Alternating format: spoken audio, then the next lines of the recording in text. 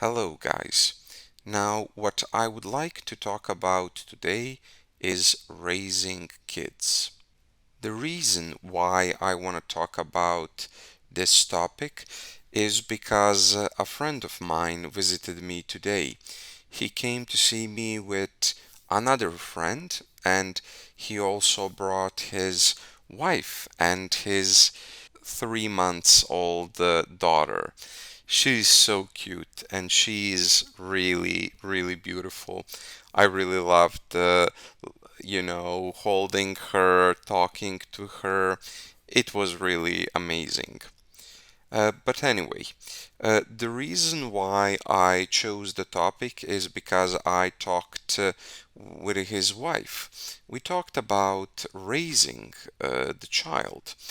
Now, his wife is speech therapist for kids, and she told me that during her studies, she was learning about early child development and how it's important to engage with the child, how it's important to talk with the kids in order for them to develop, in order for them to have a better understanding of the environment, for them to be better prepared in the world, let's say. And I just thought about that. I'm somebody who would want to have kids one day, and it's something I thought about. I thought about how important it is to talk to the child, to engage with the child, because I think that when you talk to the kid, it it is forced to listen to you. I mean, when it's really young, it has to listen to you, and it kind of gets a better understanding of the surroundings, I guess. When it gets that from somebody interacting with it.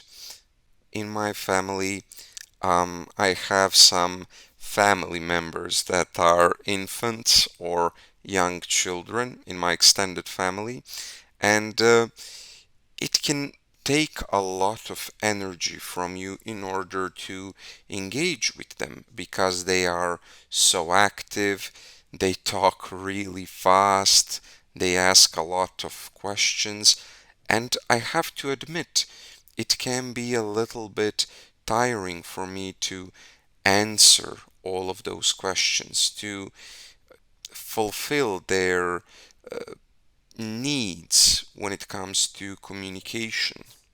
But I give it my best because I think it is really important for them to see that somebody is interested in them, that somebody is interested in what they want to say. I think another thing that's really important is that we need to have patience. I think that I have that in spades. In spades means that I have a lot of it.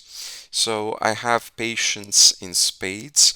I have it from my work because in order to be an effective English tutor, an effective tutor in general, you have to be really patient. You have to accept the fact that somebody is gonna make mistakes, that they will not be able to get it right on the first try. And that's something that's 100% gonna happen with a kid. The kid will simply not get it right on the first try.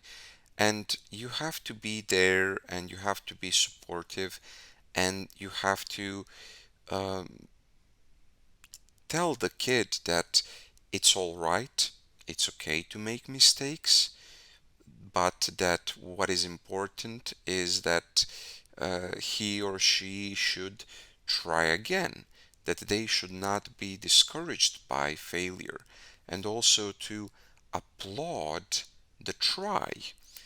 That is something that I try to do with the young family members that I have. My father bought a Nintendo 64, and Super Mario, the original one, is on it.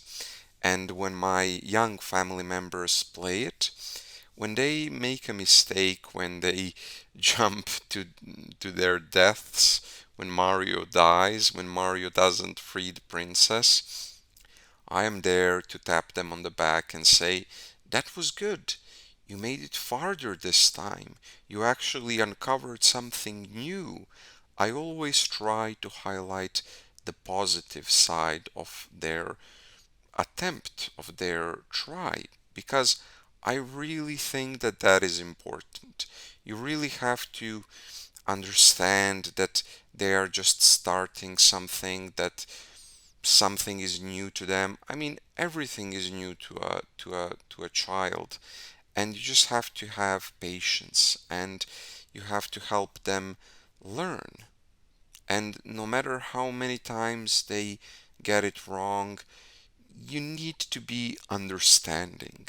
You need to accept that. You need to show true acceptance of that, and to again show them the right path, and show it as many times as it is necessary in order for them to take that right path. Another thing that I got from my job, from my work as a English tutor, is empathy. Empathy is really, really, really important when you're working with a kid. Also, when you're working with students, it's just important to be on the same wavelength, on the same radio wavelength as the person that's across from you. And the same thing is with a child. I mean, all of us instinctively want to be understood. All of us want for the other person to understand us, for the other person to get where we are coming from. Where we are coming from is basically it's a phrase which means to know who we are. Where are we coming from? Who we actually are. And that is important for the kids as well. A lot of the times we like to lecture them and to tell them what they need to do, but we also need to look at things from their perspective. And I truly believe that when we see what their perspective is, it is much easier for us to communicate when we come from that place of understanding. It's um, it's much better to talk to them from that place instead of from a place of authority.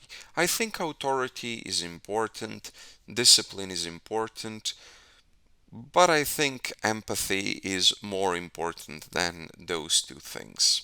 Now, since I mentioned discipline, I think that is important too.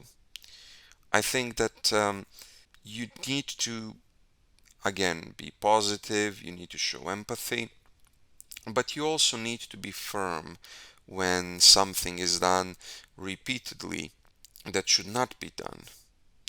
I think that discipline is necessary in form of sanctions, let's say. I would say that you should deny the child the sweets or playing with the toy he or she likes. I don't know how you feel about that, but I think it is necessary. I think that simply giving in every time is just not good. I think some limits need to be set. And I mean, I heard a lot of philosophies where you just need to be positive all the time, where you just need to give in, to give in, to allow things to happen or to give certain things. And I just think that is not good for the kids. I think that is the way to them becoming spoiled, to them becoming individuals who will just require good things to happen to them just because, without them actually earning it. And again, I think discipline is something that would help them see that. And again, the best form of discipline, I think, is denying certain things, denying, let's say, certain comforts, or for them to do certain chores to help around the house. When there was a toddler running around the home, he really liked to be helpful.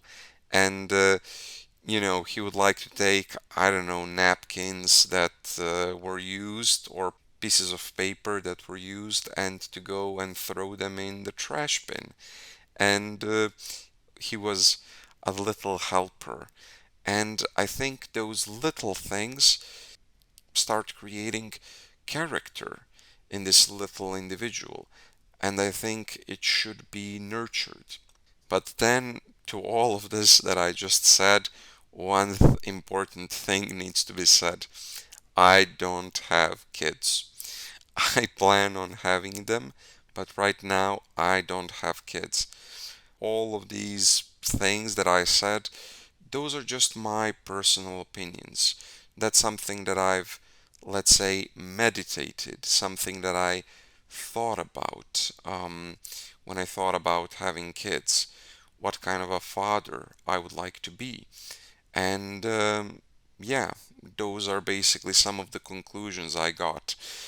I know that probably some of you who are parents might tell me, you know what, all of that is great that you just said, but when you have a kid, all of that theory flies out the window. It flies out the window. It basically doesn't matter.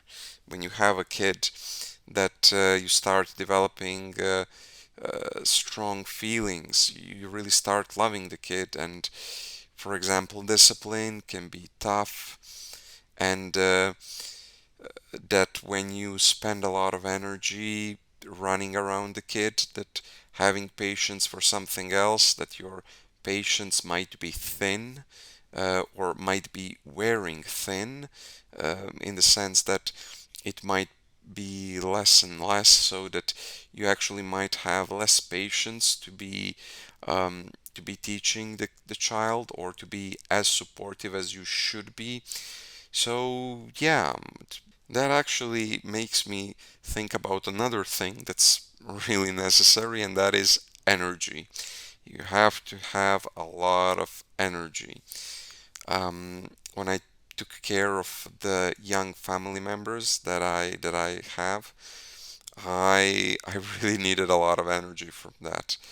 I really needed a lot of energy for that, to pick them up, to run around them, and to give them what they need. It, it was really energy consuming. It was like doing manual labor like digging ditches, digging holes, or um, building a wall. I did those things, and taking care of a toddler, it felt like that, in terms of like energy that was required.